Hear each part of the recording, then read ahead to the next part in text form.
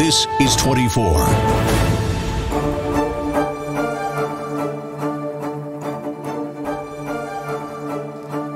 നമസ്കാരം, എൻകൗണ്ടറിലേക്ക് സ്വാഗതം.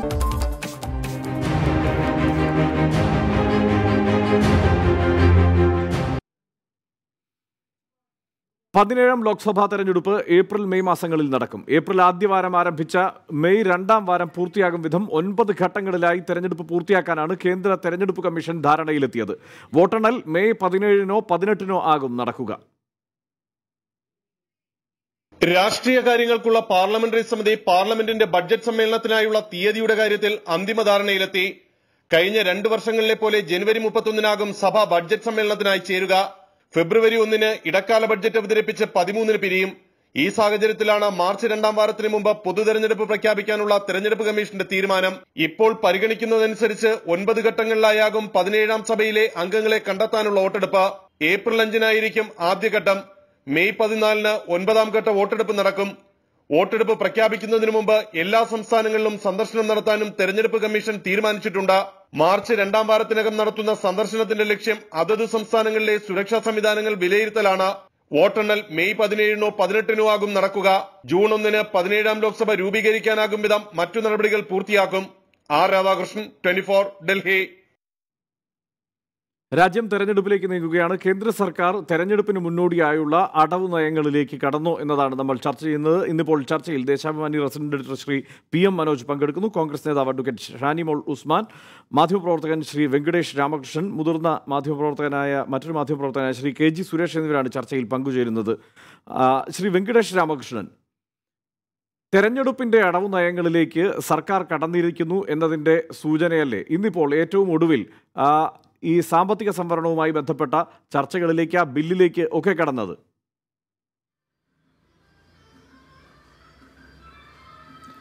തെരഞ്ഞെടുപ്പിൻ്റെ ഒരുക്കങ്ങൾ കേന്ദ്ര സർക്കാരും അതിനെ നയിക്കുന്ന പ്രധാന കക്ഷിയായ ഭാരതീയ ജനതാ പാർട്ടിയും ആരംഭിച്ചിട്ട് കുറച്ചു കാലമായി. അതിൻ്റെ ഒരു ഘടകം മാത്രമാണ് നമ്മളിപ്പോൾ കണ്ടിട്ടുള്ള ഈ മുന്നോക്ക ജാതിയിലെ ദരിദ്ര വിഭാഗങ്ങൾക്കുള്ള സംവരണം.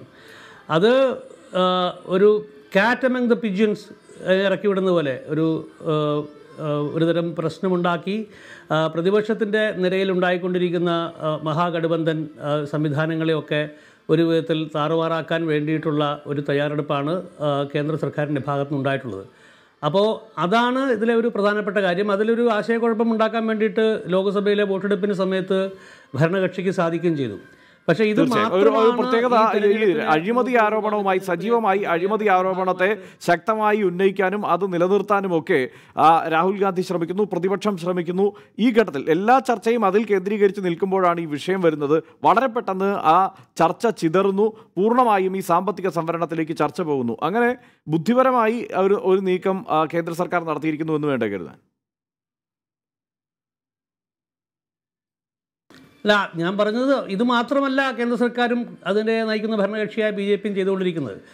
നമ്മൾ ഉത്തർപ്രദേശ് പോലെയുള്ള സംസ്ഥാനങ്ങളിലേക്ക് പോയി കഴിഞ്ഞാൽ അവിടെ സമാന്തരമായി ഭാരതീയ ജനതാ പാർട്ടി എല്ലാ കാലത്തും ഉപയോഗിച്ചിരുന്ന വർഗീയ ധ്രുവീകരണത്തിൻ്റെ പരിപാടികൾ നടത്തിക്കൊണ്ടിരിക്കുകയാണ്. അതിലേറ്റവും ശ്രദ്ധേയമായിട്ടുള്ളത് പ്രധാനമന്ത്രിയുടെ മണ്ഡലമായ വാരണാസിയിൽ തന്നെ.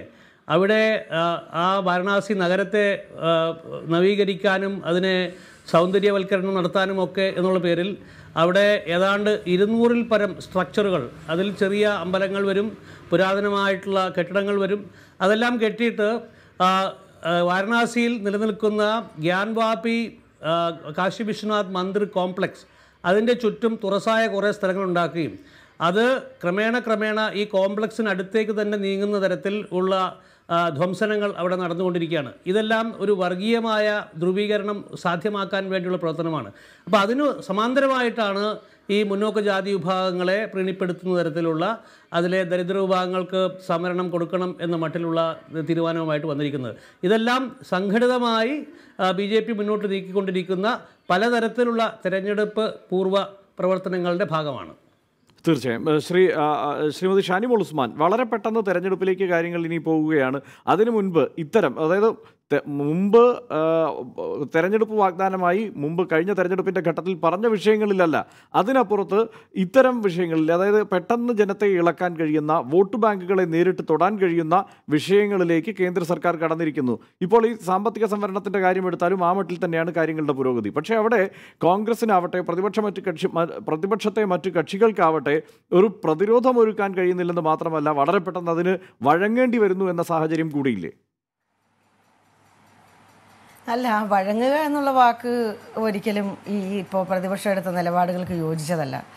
ഇപ്പോൾ ഈ തെരഞ്ഞെടുപ്പിന് വേണ്ടിയിട്ടുള്ള തയ്യാറെടുപ്പുകളെ സംബന്ധിച്ച് പറയുമ്പോൾ ഈ BJP ഏത് തരത്തിലുള്ള തെരഞ്ഞെടുപ്പ് മുന്നൊരുക്കങ്ങൾ നടത്തിയെന്ന് പറഞ്ഞാലും 5 വർഷക്കാലം കൊണ്ട് അവർക്ക് ചെയ്യാൻ കഴിയാത്ത കാര്യങ്ങൾ, അല്ലെങ്കിൽ ഏതെങ്കിലും പറഞ്ഞിരുന്ന കാര്യങ്ങൾ, വാഗ്ദാനങ്ങൾ നിറവേറ്റാൻ കഴിയാതിരുന്ന എണ്ണമറ്റ കാര്യങ്ങളാണ് ഇന്ത്യൻ ജനതയുടെ മുന്നിലുള്ളത്.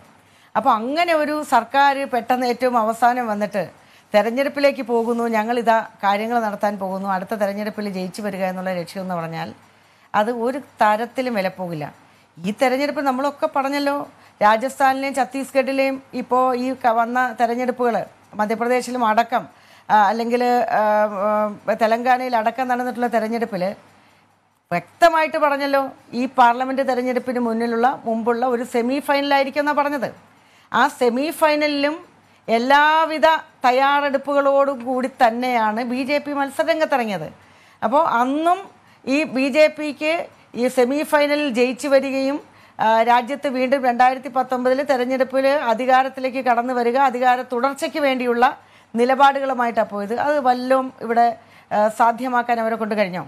അപ്പോൾ ഞാൻ ഇതിനകത്ത് കാണുന്നത് യഥാർത്ഥത്തിൽ ഗുജറാത്ത് തെരഞ്ഞെടുപ്പിന് ശേഷമുള്ള ഇന്ത്യയും ഗുജറാത്ത് തെരഞ്ഞെടുപ്പിന് മുൻപുള്ള ഇന്ത്യയും തമ്മിലുള്ള വ്യത്യാസമാണ്.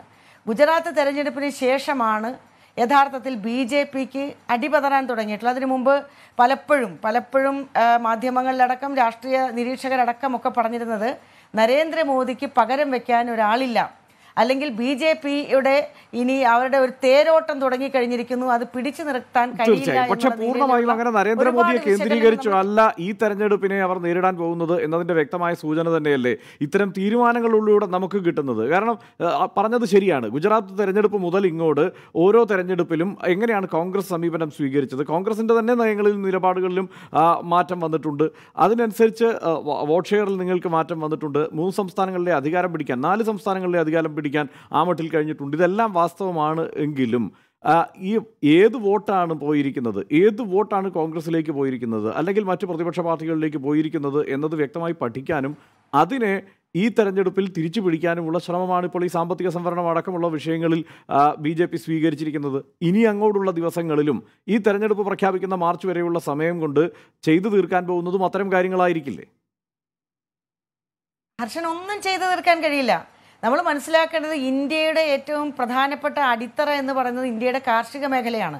ഈ തെരഞ്ഞെടുപ്പുകളിൽ ഉണ്ടായിട്ടുള്ള വിജയം കോൺഗ്രസിന് വെറുതെ കോൺഗ്രസ് അങ്ങ് ജയിച്ചു വന്നതല്ലല്ലോ. വ്യക്തമായി തന്നെ BJPയുടെ കർഷക വിരുദ്ധ നയങ്ങളടക്കം ശരിയായ രീതിയിൽ എണ്ണി പറഞ്ഞ് പ്രതിഫലിപ്പിച്ച് അവരെ പ്രതികരിപ്പിച്ച് തെരഞ്ഞെടുപ്പിലൂടെ അവരുടെ വോട്ടിലൂടെ ജനങ്ങളെ ബോധ്യപ്പെടുത്തിയ കാര്യമാണത്.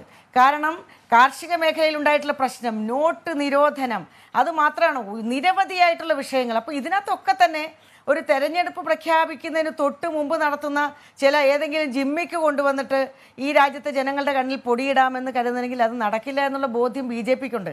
നമ്മൾ മനസ്സിലാക്കേണ്ട ഒരു കാര്യം, BJPക്കൊപ്പം നിന്ന ആളുകൾക്ക് കഴിഞ്ഞ തെരഞ്ഞെടുപ്പിൽ 2014 BJPക്കൊപ്പം നിന്നവരൊക്കെ തന്നെ ഇന്ന് BJPക്കൊപ്പം നിൽക്കുന്നുണ്ടോ? ഏതെല്ലാം കക്ഷികൾ അവർക്കൊപ്പം നിൽക്കുന്നുണ്ട്? ആരൊക്കെ അവരെ സപ്പോർട്ട് ചെയ്യുന്നുണ്ട്? എന്തുകൊണ്ടാണത്? നിലപാടുകളിൽ വെള്ളം ചേർക്കുന്ന BJPയുടെ നയത്തിന് കിട്ടുന്ന തിരിച്ചടിയാണത്. ഇപ്പോൾ കോൺഗ്രസിനെ സംബന്ധിച്ച് ശ്രീ രാഹുൽ ഗാന്ധിയുടെ നേതൃത്വത്തിൽ നടത്തുന്ന പ്രചരണങ്ങളെ, അല്ലെങ്കിൽ സാധാരണ ജനങ്ങളുടെ മനസ്സറിഞ്ഞുകൊണ്ട് മനസ്സിൽ തൊട്ടുകൊണ്ട് നടത്തുന്ന രാഷ്ട്രീയ ഇടപെടലുകളെ അംഗീകരിക്കുന്നു എന്നുള്ളതിൻ്റെ തന്നെയാണ് ഇപ്പോൾ വന്നിരിക്കുന്ന വലിയ മാറ്റം. രാജ്യത്തെ ഏറ്റവും വലിയ പ്രതിസന്ധി ഉണ്ടാക്കിയിരിക്കുന്നത് ഈ നോട്ട് നിരോധനത്തിൻ്റെ ഒരു പ്രശ്നം. അതുപോലെ തീർച്ചയായും.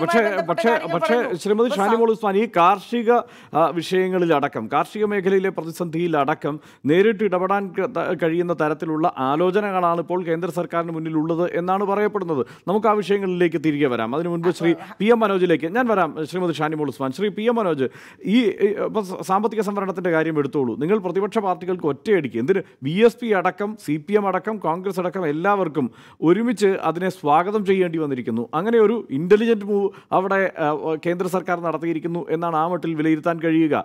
ഇനിയിപ്പോൾ കാർഷിക മേഖലയിലെ പ്രശ്നങ്ങൾ എടുത്ത് പരിശോധിച്ചാൽ, ഇപ്പോൾ റിസർവ് ബാങ്കിൻ്റെ കയ്യിലുള്ള കരുതൽ ധനം ഏറ്റെടുക്കാൻ കേന്ദ്ര സർക്കാർ ആലോചിക്കുന്നത്, അല്ലെങ്കിൽ അത് അഭ്യർത്ഥിച്ചുകൊണ്ടിരിക്കുന്നത്, അതിപ്പോൾ കൈവശം വരുത്താൻ ശ്രമിക്കുന്നത്, അത് കയ്യിൽ ലഭിച്ചാൽ ഈ കാർഷിക മേഖലയിലെ പ്രശ്നങ്ങളിലേക്ക് നേരിട്ട് ഇടപെടാൻ കഴിയുന്ന തരത്തിൽ അതിനെ വിനിയോഗിക്കുക എന്നതാണ് ഉദ്ദേശിക്കുന്നതെന്നാണ് മനസ്സിലാക്കാൻ കഴിയുന്നത്. അതിനെയും കൈയടിച്ച് പ്രോത്സാഹിപ്പിക്കുകയല്ലാതെ ഇത് ഈ നിലയ്ക്ക് ഇലക്ഷൻ കണ്ണുകെട്ടലാണ് എന്ന് ബോധ്യപ്പെടുത്താൻ നിങ്ങൾക്ക് കഴിയുമോ? എങ്ങനെയാണോ പ്രസ്താവപ്പെടുന്നത്, ഏത് തരത്തിലാണോ അന്നത്തെ ഗവൺമെന്റിനായിട്ട് ജനരോഷം ഉയർന്നു വന്നത്, അതിനെ അതുപോലെയോ അതിനേക്കാൾ ശക്തമായോ ഈ സർക്കാർ. അതുകൊണ്ട് തന്നെ ശ്രീ പി എം മനോജ്, ഞാൻ തിരിച്ചു വരാം. ഈ ശബ്ദ സംവിധാനത്തിൽ ചെറിയ തകരാറുണ്ട്, അത് തീർത്തതിന് ശേഷം വളരെ പെട്ടെന്ന് തിരിച്ചു വരാം. അഡ്വക്കേറ്റ് ഷാനിമോൾ ഉസ്മാൻ, ഇതാണ് പ്രശ്നം. അതായത് ഈ കാർഷിക മേഖലയിലെ പ്രശ്നങ്ങൾ പരിഹരിക്കുന്നതിന് ഈ കരുതൽ ധനം എടുത്ത് പ്രയോഗിക്കാം എന്നതാണ് കേന്ദ്ര സർക്കാരിൻ്റെ ഇപ്പോഴത്തെ ആലോചന. പല ആലോചനകളിൽ പറഞ്ഞു കേൾക്കുന്നതാണ് കേട്ടോ. കർഷകർക്ക് പെൻഷൻ, ഏക്കറിന് 3000 രൂപ വരെ പെൻഷൻ നൽകുന്ന പദ്ധതി വരെ ആലോചനയിലുണ്ട് എന്ന് പറയുന്നു. അത് പ്രഖ്യാപിക്കപ്പെട്ടാൽ അതിനെ കൈയടിച്ച് സ്വീകരിക്കുകയേ തൽക്കാലം കഴിയൂ.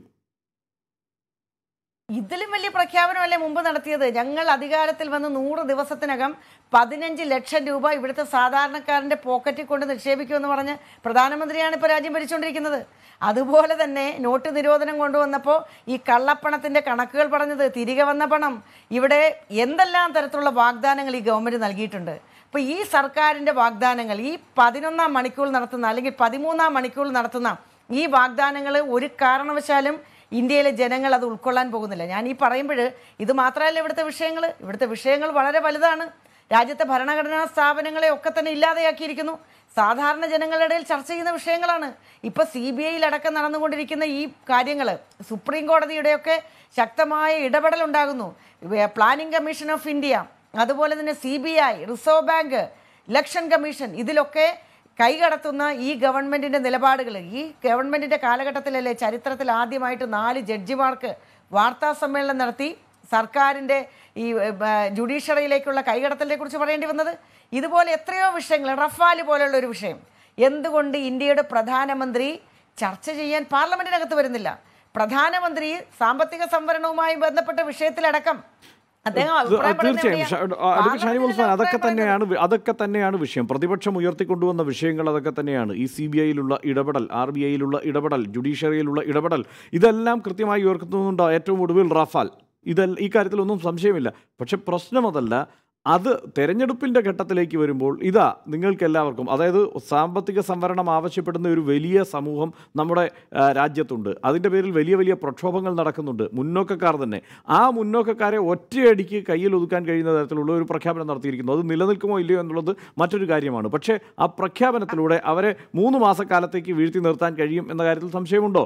അതുപോലെ തന്നെയാണ് ഈ കർഷകരുടെ പ്രശ്നങ്ങളിലേക്ക് നിങ്ങൾക്കിതാ പണമായി നിങ്ങളുടെ കയ്യിലേക്ക് നിങ്ങൾക്ക് വേണ്ട സഹായം എത്തുന്നു എന്നൊരു പ്രഖ്യാപനവും ആ പണവും കയ്യിലെത്തുന്ന സ്ഥിതിവിശേഷം ഉണ്ടായാൽ അതിനെ നേരിടാൻ ഈ പറഞ്ഞ റഫാലോ CBI ജുഡീഷ്യറിയിലെ ഇടപെടലോ ഒക്കെ തികയുമോ? അല്ല, ഇത് നമ്മൾ അത്ര നിസ്സാരമായിട്ട്, ഇപ്പം ഞാൻ പറയുന്ന വിഷയങ്ങൾ നിങ്ങൾ നിസ്സാരവൽക്കരിക്കേണ്ട. ഇത്തരം വിഷയങ്ങളൊക്കെ തന്നെ കൃത്യമായി ചർച്ച ചെയ്ത് തന്നെയാണ് ഈ തെരഞ്ഞെടുപ്പുകളിലൊക്കെ ഉണ്ടായിട്ടുള്ള വിജയം. അതിന് മറ്റൊരു കാര്യമുണ്ട്. ഇത് മാത്രമാണോ നമ്മുടെ നാട്ടിൽ ഭക്ഷണത്തിൻ്റെ രാഷ്ട്രീയം? സത്യത്തിൽ ഭക്ഷണം ഏത് കഴിക്കണം എന്നുള്ളത് പോലും ചിന്തിക്കാനുള്ള അവകാശം ഇതൊക്കെ ചർച്ചാ വിഷയമായതാണ്. രാജ്യത്തിൻ്റെ നാനാഭാഗങ്ങളിൽ ഇതൊക്കെ തന്നെ ചർച്ച ചെയ്യുകയാണ് ആളുകൾ. ജാതിയുടെയും മതത്തിൻ്റെയും പേരിലല്ലാതെ വികസനത്തിൻ്റെ രാഷ്ട്രീയം ഉന്നയിക്കാൻ കഴിഞ്ഞിട്ടുണ്ടോ? ഈ 3 ഇപ്പോൾ കഴിഞ്ഞ ഈ അസംബ്ലി സെമി ഫൈനൽ തെരഞ്ഞെടുപ്പിൽ പരിഹാസത്തിൻ്റെ രാഷ്ട്രീയം, സോണിയാഗാന്ധിയെയും രാഹുൽ ഗാന്ധിയെയും പരിഹസിക്കുക എന്നുള്ളതിനപ്പുറമായിട്ട് വികസനത്തിൻ്റെ ഒരു രാഷ്ട്രീയം പറയാൻ BJPക്ക് കഴിഞ്ഞിട്ടുണ്ടോ? ഇപ്പോൾ BJP മതേതരത്വത്തിന് ഉയർന്നു വന്നിരിക്കുന്ന വലിയ വെല്ലുവിളി, അതുപോലെ തന്നെ എഴുതാൻ കഴിയുന്നില്ല, ഇവിടെ പിന്നെ കഥ എഴുതാൻ കഴിയുന്നില്ല, സിനിമ പിടിക്കാൻ കഴിയുന്നില്ല. ഗൗരി ലങ്കേഷിനെ പോലെ, ധബോൽക്കറിനെ പോലെ, MM കൽബുർഗിയെ പോലെയുള്ളവർക്ക് അവരുടെ ജീവിതം ഏത് രീതിയിലാണ് അവസാനിപ്പിച്ചത്? അപ്പോൾ ഇതൊക്കെ കൂടി നോക്കാതെ ഒരു സാമ്പത്തിക സംവരണം എന്ന് പറയുന്നത് ഏത് രീതിയിൽ നടപ്പിലാക്കാൻ കഴിയും? കോൺഗ്രസിനെ സംബന്ധിച്ച് ഇതിനകത്ത് അല്പം പോലും സംശയമില്ല. രാജ്യത്തെ ജനങ്ങൾ ഏകാധിപത്യ സ്വഭാവമുള്ള BJPയുടെ ഇന്നത്തെ ഈ ഭരണത്തിൽ ശക്തമായ എതിർപ്പ് രാജ്യത്തെ ജനങ്ങൾക്കുണ്ട്. രാജ്യത്തെ ജനങ്ങൾ അത് ഉൾക്കൊള്ളുകയാണ്.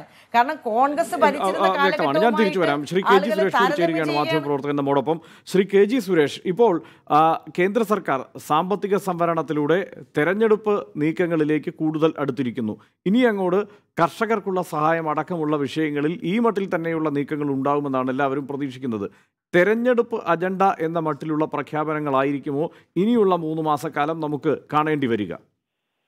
തീർച്ചയായിട്ടും ഇലക്ഷൻ ഇയറിൽ ഏത് ഗവൺമെന്റും ബഡ്ജറ്റ്, അതും പർട്ടിക്കുലർലി ഇന്ററിം ബഡ്ജറ്റ്, ഒരു പോപ്പുലിസ്റ്റ് ബഡ്ജറ്റായിട്ട് എല്ലാ ജനങ്ങൾക്കും ഇഷ്ടപ്പെടണം. ആ രീതിയിലായിരിക്കും. അല്ലാതെ അതിലൊരു ടാസ്ക് മാസ്റ്റർ ടഫായിട്ട് അത് ഹാർഡ്ഷിപ്സ് കൊണ്ടുവരുന്ന, ഇല്ലെങ്കിൽ ജനങ്ങൾക്ക് വിഷമം ഉണ്ടാവുന്ന ഒരു ബഡ്ജറ്റും ഒരു ഗവൺമെന്റും കൊണ്ടുവരാനുള്ള സാധ്യതകളില്ല.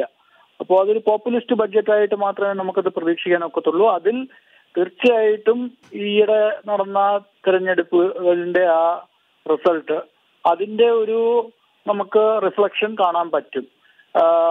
അത് എന്ത് കാരണം കൊണ്ടാണ് അതിൽ ഒരു അഗ്രേറിയൻ ക്രൈസിസ് ഉണ്ടായിട്ടുണ്ട്, അതിന്റെ ഒരു പരിണാമമായിട്ടാണ് നമ്മൾ റിസൾട്ട് കണ്ടത്. അതുകൊണ്ട് അതിനെ പറ്റിയും ചില മെഷേഴ്സ് തീർച്ചയായിട്ടും പ്രതീക്ഷിക്കാം. അത് ഏത് ഗവൺമെന്റ് ആണെങ്കിലും ഇന്ററിം ബഡ്ജറ്റ് തീർച്ചയായിട്ടും populist, pre election budget always ഒരു പോപ്പുലിസ്റ്റ് ബഡ്ജറ്റ് ആയിട്ടാണ് വരുന്നത്. പക്ഷേ ഈ പ്രകടന പത്രികയിൽ പറഞ്ഞ കാര്യങ്ങൾ തന്നെ പലതും ഈ നടപ്പാക്കാൻ ഇത്രയേറെ സമയമുണ്ടായിട്ടും ആ ഘട്ടത്തിൽ ഒന്നും നടപ്പാക്കാതെ ഏറ്റവും ഒടുവിൽ ഈ മട്ടിലുള്ള പ്രഖ്യാപനങ്ങൾ വരുമ്പോൾ അത് ഒരു തട്ടിപ്പായി ജനങ്ങൾ വിലയിരുത്തില്ലേ? ഒട്ടും നടന്നില്ല, അതൊരു പെർസ്പെക്റ്റീവാണ്. അത് എത്ര എഫക്റ്റീവായിട്ട് ഗ്രൗണ്ട് ലെവലിൽ നടന്നു അതിനെപ്പറ്റി ഡിസ്കഷൻ ഉണ്ടാകാം. ഇപ്പോൾ ഉജ്ജ്വല യോജന ഉണ്ടായി, ജൻധൻ യോജന ഉണ്ടായി, മുദ്ര യോജന, ഇതിലൊക്കെ ധാരാളം വർക്ക് നടന്നിട്ടുണ്ട്. പിന്നെ നമ്മളുടെ ചാലഞ്ചസ് മുന്നിലോട്ട് നമ്മൾ നോക്കുമ്പോൾ, ഇത്രയും വലിയൊരു പോപ്പുലേഷന്റെ കൂടെ നമ്മൾ നോക്കുമ്പോൾ തീർച്ചയായിട്ടും അത് ഒരു കടലിൽ എന്തെങ്കിലും ഇടുന്നത് പോലെയാണ് ആ ചെലവുകൾ. ഹലോ അല്ല, പക്ഷേ സൂക്ഷ്മമായി തന്നെ എടുത്ത് പരിശോധിച്ചു. ഇന്നിപ്പോൾ പ്രധാനമന്ത്രി ഈ പറഞ്ഞ ഗംഗയ്ക്കും യമുനയ്ക്കും ഒക്കെയുള്ള ഫണ്ട് പ്രഖ്യാപിച്ചിട്ടുണ്ട്. അവിടെ ഈ ക്ലീനിങ്ങിന് വേണ്ടിയിട്ടുമൊക്കെയുള്ള, അല്ലെങ്കിൽ അവിടെ നവീകരണത്തിന് വേണ്ടിയുള്ള പദ്ധതിയൊക്കെ ഇന്നും പ്രഖ്യാപിച്ചിട്ടുണ്ട് ആവർത്തിച്ച്. ഈ നമാമി ഗംഗ നമ്മൾ ആദ്യത്തെ ബജറ്റിൽ കേട്ടതാണ്. ആ ബജറ്റിൽ കേട്ടതിന് ശേഷം എന്താണ് ഗംഗയ്ക്ക് സംഭവിച്ചത്? ഇപ്പോഴും നമ്മൾ വാരണാസിയിൽ ചെന്നാൽ, അല്ലെങ്കിൽ ഗംഗാ പരിസരത്ത് എവിടെ ചെന്നാലും ആ ഗംഗയുടെ അവസ്ഥ എന്താണെന്ന് നമുക്കറിയാമല്ലോ. അല്ല, ഗംഗയിൽ ഞാൻ ബനാറസിൽ പോയിട്ടുണ്ട്.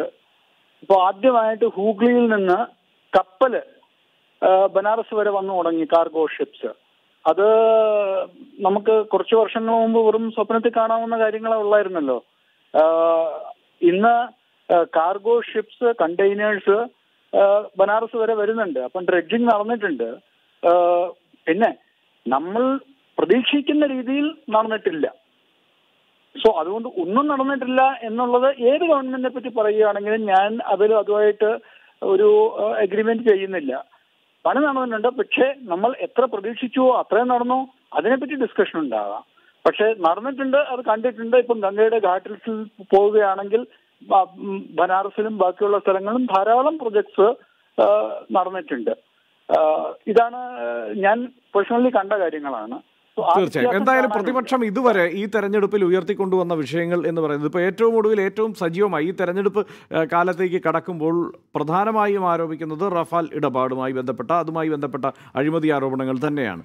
മറ്റു വിഷയങ്ങൾ എന്നത് നമ്മൾ രാജ്യം പല ഘട്ടത്തിലായി ചർച്ച ചെയ്ത, ഇപ്പോൾ ജുഡീഷ്യറിയിലെ ഇടപെടൽ, CBIയിലെ ഇടപെടൽ. ഇപ്പോൾ CBI വിഷയത്തിൽ ഏറ്റവും ഒടുവിൽ അലോക് ശർമ്മയുടെ തിരിച്ചുവരവ് അടക്കം ഒരു പ്രധാനപ്പെട്ട വിഷയമായി തെരഞ്ഞെടുപ്പിൽ ഉയർത്തിക്കാട്ടാൻ പ്രതിപക്ഷം ശ്രമിക്കുന്നുണ്ട്. ഈ വിഷയങ്ങളെയൊക്കെ മറികടക്കാൻ തക്കവണ്ണമുള്ള ഇടപെടലായി ഈ സാമ്പത്തിക സംവരണ നീക്കത്തെയും കർഷകർക്ക് വേണ്ടിയുള്ള പ്രഖ്യാപനങ്ങൾ, വരാനിരിക്കുന്ന ആ മട്ടിൽ ഈ അധികാരത്തിൻ്റെ ഇടനാഴികളിലൊക്കെ പറഞ്ഞു കേൾക്കുന്ന വിഷയങ്ങളും ഒക്കെ കൊണ്ട് ഇതിനെയൊക്കെ മറികടക്കാൻ കഴിയുമോ? കഴിയുമെന്നാണ് എനിക്ക് തോന്നുന്നത്. കാരണം ഇതിപ്പം ജനങ്ങൾ ഇപ്പം ഡിസൈഡ് ചെയ്യുന്ന എനിക്ക് തോന്നുന്നില്ല. എൻ്റെ ഒരു 30 വർഷത്തെ പത്രപ്രവർത്തനത്തിൽ ഒരു കറപ്ഷൻ അൺഫോർച്ചുനേറ്റ്ലി നമ്മളുടെ നാട്ടിൽ അതൊരു ആക്സെപ്റ്റ് ചെയ്ത് വന്നിട്ടുണ്ട്. അതിനെതിരായിട്ട് ഒരു ഇലക്ഷനിലും ഒരു കറപ്ഷൻ മാത്രം ഒരു റീസൺ ആയിട്ട് ഞാൻ കണ്ടിട്ടില്ല. അതിൽ പലതരത്തിലുള്ള ആന്റി ഇൻകംബൻസി, ജനങ്ങൾ പ്രതീക്ഷിച്ച പോലെ കാര്യങ്ങൾ നടന്നില്ല, ലോക്കൽ ഫാക്ടേഴ്സ്. പക്ഷേ ഇപ്പോൾ രണ്ടാം UPA സർക്കാരിന്റെ തകർച്ചയെ ഏറ്റവും പ്രധാനമായി നമ്മൾ ചേർത്ത് നിർത്തുന്നത് ഈ അഴിമതിയുമായി ബന്ധപ്പെട്ട് തന്നെയാണല്ലോ. അപ്പോൾ അങ്ങനെ നമുക്കൊരു തൊട്ടടുത്ത് തന്നെ ഒരു ഉദാഹരണമില്ലേ നമുക്ക്? അതെ, അത് 10 വർഷത്തെ ആന്റി ഇൻകംബൻസി ഉണ്ടായിരുന്നു. അത് നമുക്ക് മറക്കാൻ പാടില്ല. അതോടുകൂടി ഒരു മാത്രം ഇവിടെ ഒരു റഫേൽ മാത്രമേ ഉള്ളൂ. അവിടെ 2G, കോമൺവെൽത്ത്, അങ്ങനെ പല പല സ്കാംസും ആ സമയത്ത് BJPയും NDAയും ജനങ്ങളുടെ മുന്നിൽ കൊണ്ടുവന്നു. അത് മാത്രമല്ല, അതിൽ വേറെ പല ഇഷ്യൂസും ഉണ്ടായിരുന്നു. പ്രധാനമന്ത്രി അവിടെ എത്ര വോക്കലാണ്, ലീഡർഷിപ്പിനെ പറ്റി ഉണ്ടായിരുന്നു ക്വസ്റ്റ്യൻസ്. അന്ന് പ്രധാനമന്ത്രിയായിരുന്ന മൻമോഹൻ സിംഗ് എത്ര എഫക്റ്റീവാണ്, അദ്ദേഹത്തിനെ റിമോട്ട് കൺട്രോൾ ചെയ്യുന്നു, അങ്ങനെ പല ഇഷ്യൂസും ജനങ്ങളുടെ മുന്നിലുണ്ടായിരുന്നു. പക്ഷേ മെയിനായിട്ട് എനിക്ക് തോന്നുന്ന ഇന്നും ഇന്ത്യയിൽ വികസനം, അതായത് ഡെവലപ്മെന്റ് ആണ് മെയിൻ ഇഷ്യൂ. അതെത്ര നടക്കുന്നു അതായിരിക്കും ഈ ഇലക്ഷനിലും. തീർച്ചയായും അങ്ങനെയാണെങ്കിൽ ഈ തെരഞ്ഞെടുപ്പും ആ നിലയ്ക്ക് പ്രധാനമന്ത്രിയുടെ കാര്യക്ഷമത എത്രത്തോളം ഉണ്ടായിരുന്നു എന്നതിൻ്റെ അടക്കം വിലയിരുത്തലാകുമല്ലോ. ഞാൻ താങ്കളിലേക്ക് തിരിച്ചു വരാം. ശ്രീ PM മനോജിലേക്ക് കൂടി പോവുകയാണ് വളരെ പെട്ടെന്ന്. ശ്രീ PM മനോജ്, ഇപ്പോൾ സാമ്പത്തിക സംവരണ വിഷയം വന്നപ്പോൾ നിങ്ങൾക്കെല്ലാം ഒരുമിച്ച് അത് സ്വീകരിക്കാനേ കഴിഞ്ഞുള്ളൂ. ഇനി അങ്ങോട്ട് വരാനിരിക്കുന്ന പ്രഖ്യാപനങ്ങളെയും ആ മട്ടിൽ സ്വീകരിക്കാൻ മാത്രമേ കഴിയൂ എന്നുള്ള ഒരു സ്ഥിതിവിശേഷം വരുന്ന 3 മാസക്കാലത്തേക്ക് BJPക്കും കേന്ദ്ര സർക്കാരിനും ഉണ്ടാക്കാൻ കഴിഞ്ഞാൽ തെരഞ്ഞെടുപ്പിൽ നിങ്ങൾ പ്രതീക്ഷിക്കുന്ന ഫലമായിരിക്കുമോ ഉണ്ടാവുക?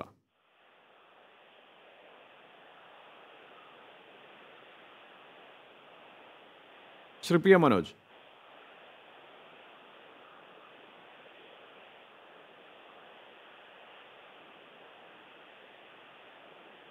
ശബ്ദ സംവിധാനം ഇനിയും ശരിയായിട്ടില്ല, തിരിച്ചു വരാം. അഡ്വക്കേറ്റ് ഷാനിമോൾ ഉസ്മാൻ, ഈ അഴിമതി ആരോപണങ്ങളിൽ നിന്ന് തെന്നിമാറാൻ വളരെ എളുപ്പത്തിൽ കേന്ദ്ര സർക്കാരിന് കഴിഞ്ഞിരിക്കുന്നു എന്നതൊരു വാസ്തവമാണ്. കാരണം ഈ 2 ദിവസമായി രാഹുൽ ഗാന്ധി അത് ആവർത്തിച്ച് വീണ്ടും പറയാൻ ശ്രമിക്കുന്നുണ്ടെങ്കിലും ഇതുവരെ എത്രത്തോളം അത് തലക്കെട്ടുകളിൽ നിറഞ്ഞോ ആ മട്ടിലേക്ക് കാര്യങ്ങൾ എത്തുന്നില്ല. ഇനിയിപ്പോൾ മാധ്യമങ്ങളിൽ അത് വാർത്ത വന്നതുകൊണ്ട് മാത്രമാണ് ഇതിൻ്റെയൊക്കെ പ്രതിഫലനമെന്നോ അത് ജനങ്ങൾ മാധ്യമങ്ങളെ കണ്ട് മാത്രമാണ് ചർച്ച ചെയ്യുന്നതോ എന്നും കരുതണ്ട. എങ്കിൽ പോലും ആ മട്ടിൽ ഇതിനെയെല്ലാം വഴിതിരിച്ച് വിടാൻ പോകുന്ന മട്ടിലുള്ള ഒരു ഇടപെടലായി അത് മാറിയില്ലേ? എനിക്കങ്ങനെ വിലയിരുത്താൻ കഴിയുന്നില്ല. കാരണം ഇന്ന് നമ്മളിപ്പോൾ എല്ലാ രാഷ്ട്രീയ ചിന്താഗതികളെല്ലാം മാറ്റിവെച്ചുകൊണ്ട് ചിന്തിച്ചാൽ തന്നെ ഇന്ത്യയിലെ ഇന്ന് നടക്കുന്ന വിഷയങ്ങൾ, അഴിമതി ഒരു വശത്ത് നടക്കുന്നു. ഈ സർക്കാർ എന്തൊക്കെ പറഞ്ഞുകൊണ്ട് അധികാരത്തിൽ വന്ന സർക്കാരാണ് നമ്മൾ ആലോചിച്ച്. ഈ സർക്കാർ അച്ഛേ ദിൻ ആനേ വാലേ എന്ന് പറഞ്ഞു. ഇപ്പം 4:45 ഈ 3 മാസം മാത്രമേ ഉള്ളൂ ബാക്കി. ഇത്ര ദിവസമായിട്ടും ആർക്കാണ് ഇവിടെ അച്ഛാദിനം ഉണ്ടായിട്ടുള്ളത്? ഈ വൻകിട കോർപ്പറേറ്റുകൾക്കല്ലാതെ, വലിയ വ്യവസായികൾക്കല്ലാതെ നല്ലതിനും ആർക്കാണ് ഈ ഗവൺമെൻറ് കൊടുക്കാൻ പറ്റിയിട്ടുള്ളത്? പാവങ്ങൾക്ക് വേണ്ടി ഇവർക്ക് എന്ത് ചെയ്യാൻ കഴിഞ്ഞിട്ടുണ്ട്? ഇപ്പോൾ വിജയ് മല്യയെ പോലെയുള്ള അല്ലെങ്കിൽ മെഹുൽ ചോക്സിയെ പോലുള്ളവരുമായി ബന്ധപ്പെട്ട കാര്യങ്ങളൊക്കെ നമ്മൾ കേട്ടു. ഇതെല്ലാം മാറ്റിമറിച്ചുകൊണ്ട് ഒരു ഗവൺമെൻറ്റിൻ്റെ പ്രവർത്തനങ്ങളെ എങ്ങനെ വിലയിരുത്താൻ പറ്റും? അതുപോലെ തന്നെ ഇപ്പോൾ വളരെ വ്യക്തമായിട്ട് വ്യക്തി സ്വാതന്ത്ര്യത്തെക്കുറിച്ച് പറയുമ്പോൾ ദളിതർക്ക് നേരെ നമ്മുടെ രാജ്യത്തിൻ്റെ വിവിധ മേഖലകൾ നടക്കുന്ന വലിയ ആക്രമണങ്ങളെ സംബന്ധിച്ച് വരുമ്പോൾ, ന്യൂനപക്ഷങ്ങൾക്ക് നേരെ ഉണ്ടായിക്കൊണ്ടിരിക്കുന്ന പ്രതിസന്ധികളെക്കുറിച്ച് പറയുമ്പോൾ എത്രയോ ഉദാഹരണങ്ങൾ നമുക്ക് പറയാനുണ്ട്. അതുപോലെ തന്നെയല്ലേ നമ്മൾ വളരെ ഇപ്പോൾ ബുലന്ദ് ഷഹറിൽ ഉണ്ടായിട്ടുള്ള ഒരു പോലീസ് ഉദ്യോഗസ്ഥനെ പോലും വെടിവെച്ചതിൻ്റെ പിന്നിലെന്താണ് കാരണം? അവിടെയും നമ്മൾ മനസ്സിലാക്കേണ്ടത് എന്താണ്, ബീഫ് സൂക്ഷിച്ചു എന്ന് ആരോപിച്ചുകൊണ്ട് ഒരു മനുഷ്യനെ പച്ചയ്ക്ക് അടിച്ചു കൊന്നതിൻ്റെ പേരിൽ അന്വേഷണം നടത്തി കുറ്റക്കാർക്കെതിരെ നടപടിയെടുക്കാൻ പോയ ഒരു ഉദ്യോഗസ്ഥനെയാണ്. ഇതൊക്കെ കാണാതെയാണ് ഒരു ഗവൺമെൻറ്റിനെ വിലയിരുത്തുക എന്ന് പറഞ്ഞാൽ അതിശയം തോന്നുകയാണ്. ഒരിക്കലും ഈ ഗവൺമെൻറ്റിൻ്റെ പ്രവർത്തനങ്ങളെ ഒരു തരത്തിലും ഈ രാജ്യത്തെ ജനങ്ങൾക്ക് ഇനി അംഗീകരിച്ചു പോകാൻ. കാർഷിക മേഖലയെക്കുറിച്ച് പറയുമ്പോൾ എങ്ങനെ ലൈറ്റായിട്ട് കാണാൻ പറ്റും? വെടിവെച്ച് മധ്യപ്രദേശിലെ മൻസോറിൽ വെടിവെച്ച് കൊന്ന ആളുകളുടെ അവരുടെ ജീവൻ തിരിച്ചു കൊടുക്കാൻ പറ്റുമോ ഈ സർക്കാരിന്? ഇനി വരാൻ പോകുന്ന പ്രഖ്യാപനങ്ങളിലൂടെ രാജ്യത്തിൻ്റെ കാർഷിക മേഖലയെ നോട്ട് നിരോധനം കൊണ്ടുവന്ന് ഇത്രയേറെ വളർച്ചയെ തന്നെ പിന്നോട്ട് കൊണ്ടുപോയത് തിരികെ കൊണ്ടുവരാൻ ഈ ഗവൺമെൻറ് പറ്റുമോ? ഈ ഗവൺമെൻറ് എന്തിനു വേണ്ടിയാണ് നോട്ട് നിരോധനം നടപ്പിലാക്കിയത്? നോട്ട് നിരോധനം നടപ്പിലാക്കിയപ്പോഴത്തേക്ക് പ്രധാനമന്ത്രി പറഞ്ഞത് എന്താണ്? 4 തവണ അഭിപ്രായം മാറ്റി പറഞ്ഞില്ലേ? കള്ള നോട്ടുകളുടെ വ്യാപനം തടയാൻ, അതുപോലെ തന്നെ ക്യാഷ്ലെസ് ഇക്കോണമിക്ക് വേണ്ടി, ഭീകരപ്രവർത്തനങ്ങളിൽ ഏർപ്പെട്ടിരിക്കുന്നവർക്ക് പണം കൊടുക്കാതിരിക്കാൻ വേണ്ടി, ഏറ്റവും അവസാനം സാമ്പത്തിക ശാസ്ത്രജ്ഞരും റിസർവ് ബാങ്കിന്റെ ഗവർണർമാരും ഒക്കെ വിലയിരുത്തിയത് ഏത് തരത്തിലാണ് വിലയിരുത്തിയത്? ഇതുകൊണ്ട് എന്ത് പ്രയോജനം ഉണ്ടായത്? ഇതുകൊണ്ട് ആർക്കാണ് ഇവിടെ ലാഭമുണ്ടാക്കാൻ കഴിഞ്ഞത്? അല്ലെങ്കിൽ ആരാണ് ഇവിടെ ജയിച്ചത്? ജനങ്ങളെ തോപ്പിച്ചു കൊണ്ടെടുത്തിട്ടുള്ള തീരുമാനമല്ലേ അതൊക്കെ? ജനാധിപത്യ രാജ്യത്തെ ഇതൊക്കെ എങ്ങനെ ന്യായീകരിക്കാൻ കഴിയും? ആർക്കെങ്കിലും ന്യായീകരിക്കാൻ കഴിയുമോ? ഇനി അഴിമതി, റഫാലുമായി ബന്ധപ്പെട്ട കാര്യം പറയുമ്പോൾ, റഫാലുമായി ബന്ധപ്പെട്ട കാര്യത്തിൽ ഏറ്റവും പ്രധാനപ്പെട്ട പ്രശ്നം, ഒരു ചോദ്യത്തിന് മറുപടി പറയുന്നില്ല. അനിൽ അംബാനിയുടെ കമ്പനി ഒരു ദിവസം പോലും ഇത്തരത്തിൽ സുരക്ഷാ വിമാനങ്ങൾ ഉണ്ടാക്കി ശീലമില്ലാത്ത, പരിചയമില്ലാത്ത ഒരു തട്ടിക്കൂട്ട് കമ്പനിക്ക് എന്തിനു കൊടുത്തു എന്ന് ചോദിക്കുമ്പോൾ അതിന് മറുപടി കിട്ടിയിട്ടുണ്ടോ? അപ്പൊ ഇതെല്ലാം മറന്നുകൊണ്ടുള്ള ആരെയാണ് ഇന്ത്യയിലെ വോട്ടർമാരായി നിങ്ങൾ കണക്കിലെടുക്കുന്നത്? ഇതൊന്നും വിലയിരുത്താത്ത ഒരു വിഭാഗം ജനത ഈ വിഷയങ്ങളെല്ലാം, അതായത് രണ്ടാം UPA സർക്കാരിന്റെ കാലത്ത് പറഞ്ഞ മട്ടിൽ തന്നെ ഈ അഴിമതി ആരോപണങ്ങളെ ഉയർത്തിക്കാട്ടാൻ UPAക്ക് അല്ലെങ്കിൽ കോൺഗ്രസിന് കഴിയും എന്നാണ് ഷാനിമോൾ ഉസ്മാൻ അവകാശപ്പെടുന്നത്. അത് മാത്രമല്ല, ഒരു പ്രധാനപ്പെട്ട കാര്യം കൂടിയുണ്ട്. അത് ഈ ഇപ്പോൾ തെരഞ്ഞെടുപ്പ് വിജയം നേടിയ 3 സംസ്ഥാനങ്ങളിലെ കോൺഗ്രസിന്റെ നീക്കങ്ങളാണ്. അവിടെ വാഗ്ദാനം പാലിക്കുന്നു എന്ന പ്രതീതിയാണ് ആദ്യം കോൺഗ്രസ് സൃഷ്ടിക്കാൻ ശ്രമിക്കുന്നത്. അതായത് കാർഷിക കടങ്ങൾ എഴുതിത്തള്ളുമെന്ന ഒന്നാമത്തെ വാഗ്ദാനം പാലിക്കുക എന്നതാണ് ഇപ്പോൾ അവിടെ കോൺഗ്രസ് നടപ്പാക്കിക്കൊണ്ടിരിക്കുന്നത്. ഇന്നിപ്പോൾ രാഹുൽ ഗാന്ധി പ്രഖ്യാപിച്ചിരിക്കുന്നത് അധികാരത്തിലേറിയാൽ കാർഷിക കടങ്ങൾ പൂർണ്ണമായി എഴുതിത്തള്ളും എന്നതാണ്. കടന്ന പ്രഖ്യാപനമാണ്. ആ മട്ടിൽ പ്രഖ്യാപനം നടത്താൻ കോൺഗ്രസും തയ്യാറാവുന്നു. ഇപ്പോൾ തെരഞ്ഞെടുപ്പിന് തൊട്ടു മുമ്പുള്ള മാതൃക എന്ന് പറയുന്നത് പറഞ്ഞ വാഗ്ദാനം ആ മട്ടിൽ തന്നെ സമയം കളയാതെ നടപ്പാക്കിയ കോൺഗ്രസ് എന്ന പ്രതീതിയാണ് ഈ മധ്യപ്രദേശും ഛത്തീസ്ഗഡും രാജസ്ഥാനും നമുക്ക് സമ്മാനിക്കുന്നത്. അപ്പോൾ സ്വാഭാവികമായും അതുകൂടി പൊതുജനം കണക്കാക്കില്ലേ? പക്ഷേ അത് ലോങ് ടേമിൽ നമ്മളുടെ എക്കണോമിക്ക് എത്ര നല്ലതാണ് ലോൺ വൈവർ? അതാണോ സൊല്യൂഷൻ എല്ലാ കാർഷിക പ്രശ്നങ്ങൾക്കും? അതോ MS സ്വാമിനാഥൻ പറഞ്ഞ റെക്കമെൻഡേഷൻസ് ആണോ? അതോ ലോങ് ടേം ആയിട്ട് അവർക്ക് കൃഷിയിൽ, പർട്ടിക്കുലർലി വിദർഭ, ബുന്ദേൽഖണ്ഡ് ഇന്ന റീജിയൻസിൽ എന്ത് നമുക്ക് ചെയ്യാൻ പറ്റും അവർക്ക് വേണ്ടി ലോങ് ടേമിൽ? അതായത് ഫാർമർ സൂയിസൈഡ്സ് നിർത്താൻ വേണ്ടി നമുക്ക് എന്ത് ചെയ്യാൻ പറ്റും? അതിനെപ്പറ്റിയുള്ള സ്റ്റെപ്സ് എന്താണ്? ലോൺ വൈവർ ഇന്നെന്നല്ല, ആദ്യമായിട്ടല്ല ലോൺ വൈവർ ഇംപ്ലിമെന്റ് ആയിരിക്കുന്നത്. ആദ്യവും ഇംപ്ലിമെന്റ് ഉണ്ടായിട്ടുണ്ട്. പക്ഷെ അത് കഴിഞ്ഞും നമ്മൾ എല്ലായിടവും കാണുന്നുണ്ട് ഫാർമർ സൂയിസൈഡും അഗ്രേരിയൻ ക്രൈസിസും കണ്ടിന്യൂ ചെയ്യുന്നു. കാരണം അവർക്ക് അത് അഗ്രികൾച്ചറൽ പ്രൊഡക്ഷൻ ഒരു പ്രോഫിറ്റബിൾ ആയിട്ട് ആർക്കും കാണുന്നില്ല. അത് നമുക്ക് എങ്ങനെ പ്രോഫിറ്റബിൾ ആക്കാൻ പറ്റും? നമ്മുടെ ഫുഡ് പ്രോസസ്സിങ്ങിനെ പറ്റിയും ആ ഒരു ലോങ് ടേം ചിന്താഗതി അതല്ലേ ആവശ്യം? അതോ നമ്മൾ വെറും ഒരു പോപ്പുലിസ്റ്റായിട്ട് ലോൺ വൈവർ മാത്രം കൊടുക്കുകയാണോ സൊല്യൂഷൻ? ഇല്ല. പക്ഷേ ശ്രീ KG സുരേഷ്, ഈ മട്ടിലുള്ള വാഗ്ദാനങ്ങൾ എന്തെല്ലാമാണ് കഴിഞ്ഞ തെരഞ്ഞെടുപ്പ് കാലത്ത് BJPയും നൽകിയിരുന്നത്? അതും നമ്മൾ ആലോചിക്കണമല്ലോ. പക്ഷേ അതെല്ലാം ഈ പറഞ്ഞ പോപ്പുലിസ്റ്റ് വാഗ്ദാനങ്ങളായിരുന്നു. അത് പലതും പാലിക്കപ്പെട്ടില്ല. ഇപ്പോൾ ഇൻകം ടാക്സിൻ്റെ കാര്യം മുതൽ ഇങ്ങോട്ട് എടുത്താൽ, പെട്രോൾ ഡീസൽ വിലയുടെ കാര്യം എടുത്താൽ, ഓരോ വിഷയത്തിലും വാഗ്ദാനങ്ങൾ കൃത്യമായി നൽകിയിരുന്നു. പക്ഷേ അത് പാലിക്കാൻ കഴിഞ്ഞിട്ടില്ല എന്നതാണ് വാസ്തവം. അവിടെ ഒരു തെരഞ്ഞെടുപ്പിൻ്റെ സാഹചര്യത്തിലേക്ക് വരുമ്പോൾ ഇതാ തെരഞ്ഞെടുപ്പ് വാഗ്ദാനങ്ങൾ ഞങ്ങൾ പാലിക്കുന്നു എന്ന പ്രതീതി ഉണ്ടാക്കാൻ കോൺഗ്രസിനല്ലേ ഈ ഘട്ടത്തിൽ കഴിയുന്നത് എന്നതാണ്. അതെ, ഞാൻ പറഞ്ഞില്ലേ, അതോടുകൂടി തന്നെ ഇപ്പം ജനധൻ യോജന, ഗ്രാമങ്ങളിലൊക്കെ ഇലക്ട്രിസിറ്റി എത്തിക്കുക, അതുപോലെ ഗ്യാസ് സിലിണ്ടേഴ്സ് ഉജ്ജ്വല യോജനയിൽ എല്ലാ കുടുംബങ്ങളിലും എത്തിക്കുക. ഇതിലും അങ്ങനെ അവർക്കും ക്ലെയിം ചെയ്യാൻ പറ്റും ഞങ്ങളും ചെയ്തു എന്നുള്ളത്. അതുകൊണ്ട് രണ്ട് സൈഡിലും ഈ ക്ലെയിംസ് കാണും. ഈ ജനങ്ങൾ ആക്ച്വലി അതിൽ നിന്ന് അവർക്ക് അതിന്റെ പ്രയോജനം ഉണ്ടായോ ഇല്ലയോ, അതാണ് ജനങ്ങളാണ് അതിൽ നിശ്ചയിക്കാൻ പോകുന്നത്. സോ രണ്ട് സൈഡിൽ നിന്നും ക്ലെയിംസും കൗണ്ടർ ക്ലെയിംസും കാണും. സോ അത് ജനങ്ങളാണ് നിശ്ചയിക്കുന്നത്. വ്യക്തമാണ്. ശ്രീ വെങ്കടേഷ് രാമകൃഷ്ണൻ വീണ്ടും നമ്മോടൊപ്പം ചേരുന്നുണ്ട്. ശ്രീ വെങ്കടേഷ് രാമകൃഷ്ണൻ, ഈ മധ്യപ്രദേശും ഛത്തീസ്ഗഡും രാജസ്ഥാനും ഒക്കെ ഒരു മാതൃകയായി രാജ്യത്ത് തന്നെ ഈ തെരഞ്ഞെടുപ്പിൻ്റെ ഘട്ടത്തിൽ ഉയർത്തിക്കാട്ടാൻ കോൺഗ്രസിന് കഴിയുമോ? ഇപ്പോൾ കാർഷിക കടങ്ങൾ എഴുതിത്തള്ളുന്നതടക്കമുള്ള നടപടികൾ അവരുടെ വാഗ്ദാനം പാലിക്കുന്നതായി ബോധ്യപ്പെടുത്തിക്കൊണ്ട് വളരെ വേഗത്തിൽ നടപ്പാക്കാനുള്ള ശ്രമമാണ് കോൺഗ്രസ് നടത്തുന്നത്. ഇന്നിപ്പോൾ രാഹുൽ ഗാന്ധി പ്രഖ്യാപിച്ചിരിക്കുന്നത് രാജ്യത്തെമ്പാടും ആ മട്ടിൽ തന്നെ കാർഷിക കടങ്ങൾ എഴുതിത്തള്ളുന്ന ഒരു സ്ഥിതിവിശേഷം ഉണ്ടാവും എന്നതാണ്.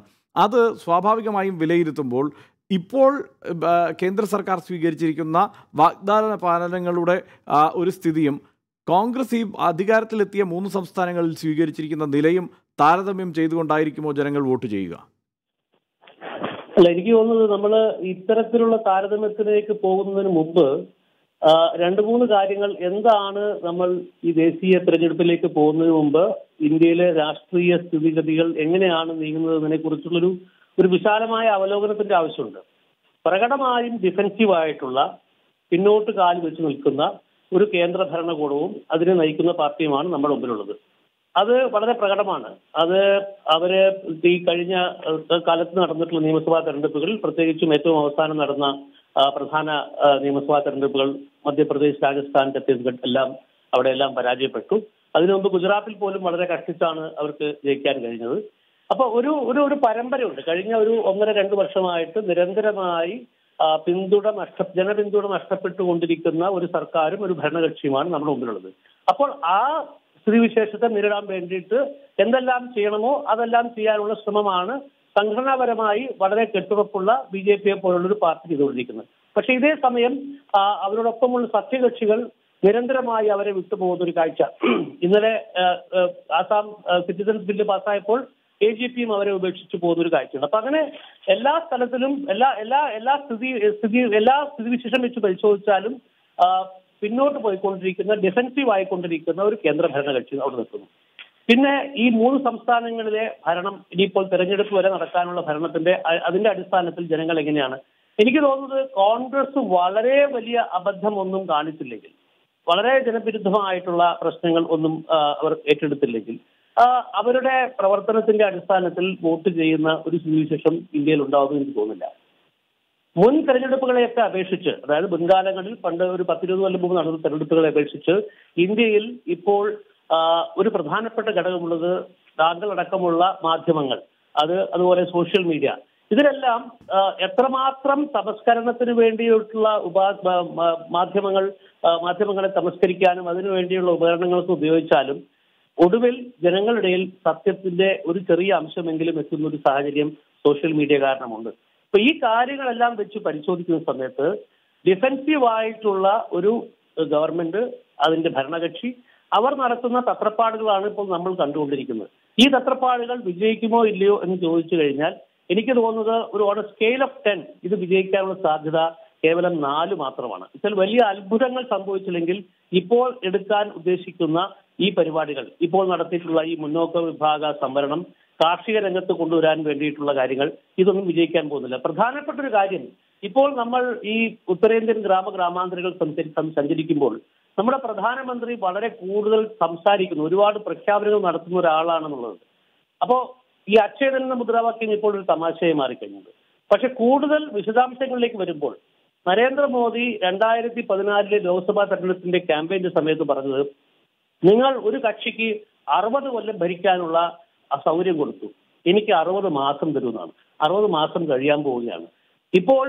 ഇപ്പോൾ BJPയുടെ നേതൃത്വത്തിലുള്ള എല്ലാ ആൾക്കാരും, നമ്മൾ എത്ര വലിയ നേതാവിനോട് സംസാരിച്ചാലും അവരെല്ലാവരും സമ്മതിക്കുന്ന ഒരു കാര്യം, പ്രഖ്യാപനങ്ങൾക്കൊത്ത് പ്രവർത്തിക്കാൻ ഞങ്ങൾക്ക് കഴിഞ്ഞിട്ടില്ല എന്നുള്ളതാണ്. നിതിൻ ഗഡ്കരിയെ പോലെയുള്ള ഒരു മന്ത്രി, അദ്ദേഹം പ്രായോഗികമായി പരിശോധിച്ചാൽ മന്ത്രിസഭയിലെ 3ാം സ്ഥാനക്കാരനാണ്. രാജ്നാഥ് സിംഗ് കഴിഞ്ഞാൽ സീനിയർ ആയിട്ടുള്ള 3ാം സ്ഥാനക്കാരനായിട്ടുള്ള അദ്ദേഹം തന്നെ ഒരു ടെലിവിഷൻ ചർച്ചയിൽ പറയുന്നത്, ഞങ്ങൾക്ക് ഇങ്ങനെ ഒരു ജനസമ്മതി കിട്ടുമെന്ന് അറിയാത്തത് കൊണ്ട് ഞങ്ങൾ ഒരുപാട് കാര്യങ്ങൾ വിളിച്ചു പറഞ്ഞു, അത് നടപ്പാക്കാനുള്ള സ്ഥിതിവിശേഷം നമുക്കുണ്ടായിരുന്നില്ല. അപ്പൊ ഇതൊക്കെ കൂടെ ജനങ്ങൾ പരിശോധിക്കുന്ന അല്ലെങ്കിൽ ജനങ്ങൾ പരിഗണിക്കുന്ന ഒരു സാഹചര്യം ഉണ്ടാവുമെന്നുള്ള കാര്യത്തിൽ യാതൊരു തീർച്ചയായും വരുന്ന തെരഞ്ഞെടുപ്പ് ആ മട്ടിൽ തന്നെയുള്ള ഒരു വിലയിരുത്തലാവാൻ തന്നെയാണ് സാധ്യത. ശ്രീ KG സുരേഷ്, ഇപ്പോൾ നമുക്ക് മുന്നിൽ ചില വിഷയങ്ങൾ കൂടിയുണ്ട്. ഇപ്പോൾ 2 ദിവസത്തെ പണിമുടക്ക് കഴിഞ്ഞിരിക്കുകയാണ്.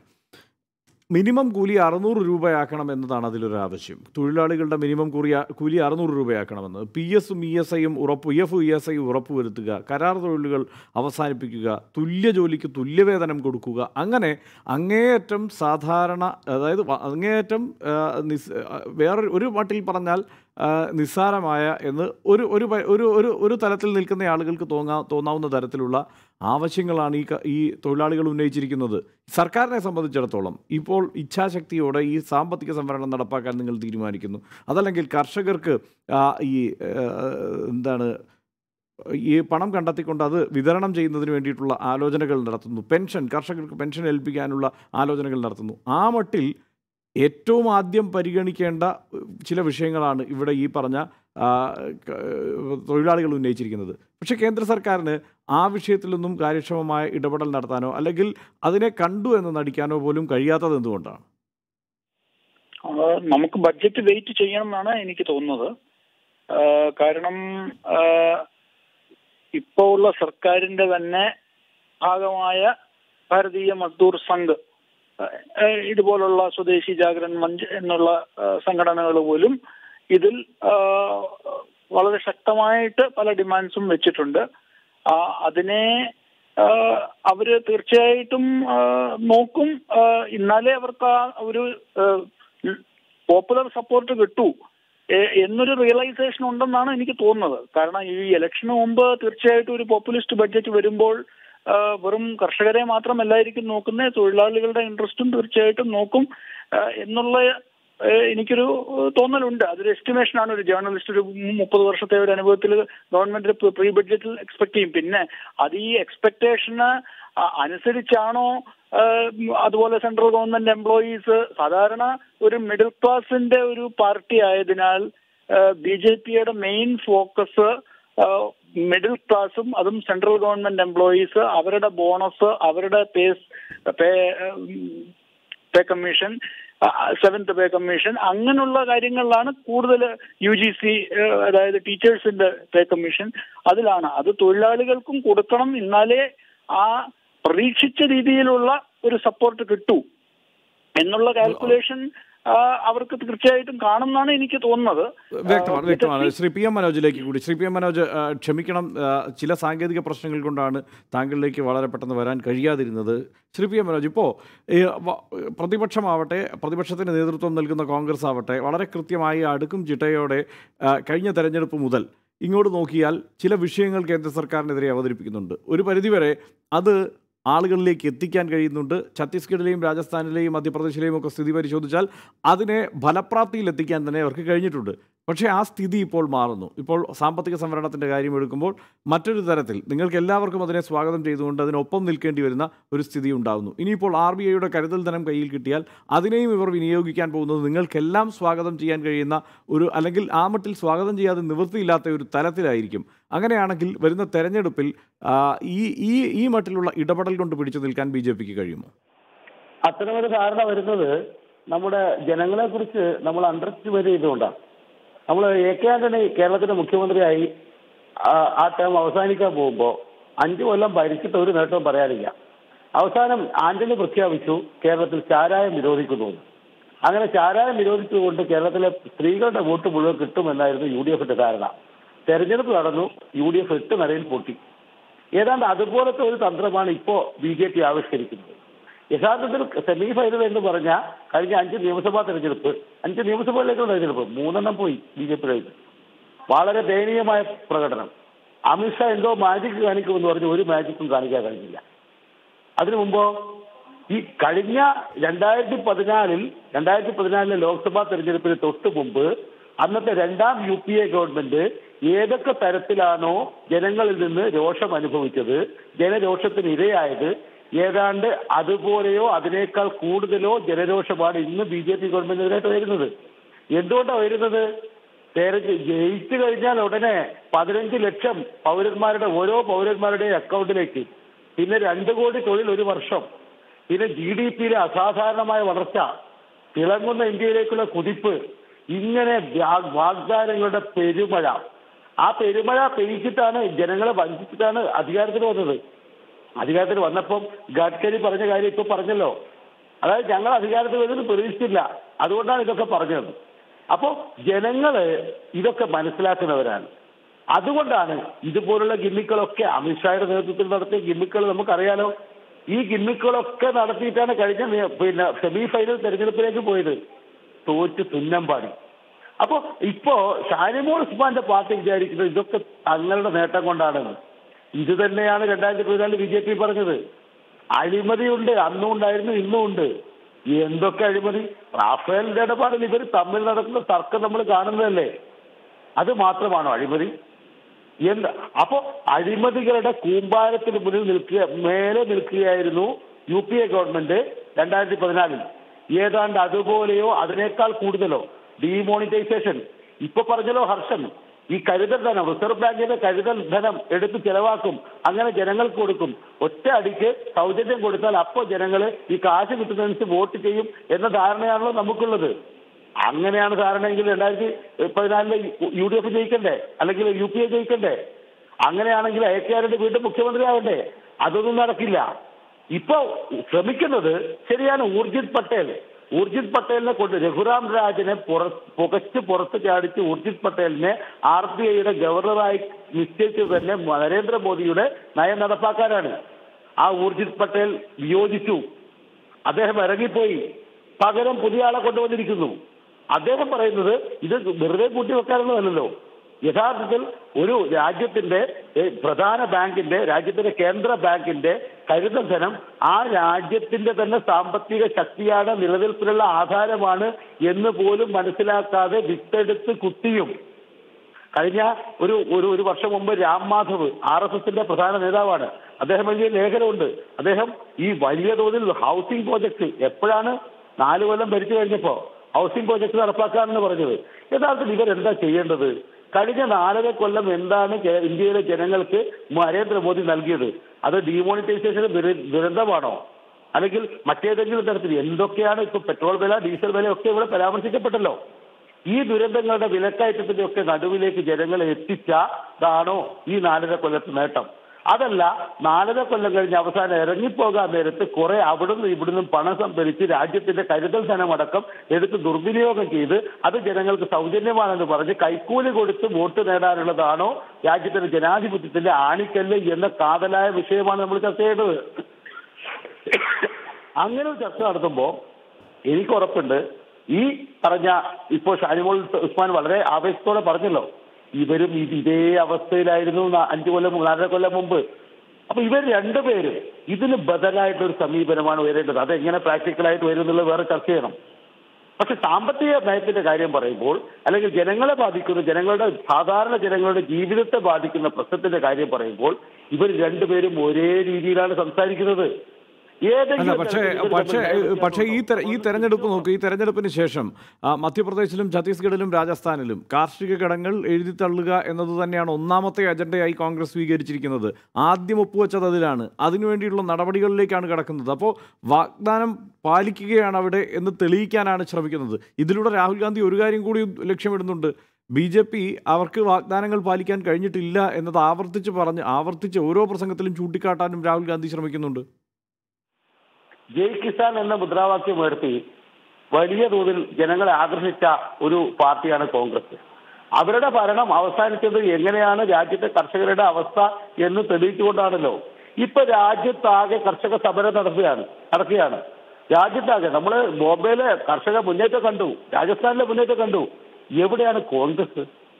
ശരിയാണ്, കോൺഗ്രസ് ഇതുപോലെ ഇലക്ടറൽ സമവാക്യങ്ങളുടെ പിന്നാലെ പോയി ഇവിടുന്ന് കൂട്ടിച്ചേർത്ത് ഞങ്ങൾക്ക് നേട്ടമുണ്ടാകും എന്ന ശ്രീ PM മനോജ്, അങ്ങനെ അവർ സമരമുഖത്ത് അവരെ കണ്ടില്ലെങ്കിലും അവർക്ക് തെരഞ്ഞെടുപ്പിൽ നേട്ടമുണ്ടാക്കാൻ കഴിയുന്നുണ്ട് എന്നുള്ളതാണ്.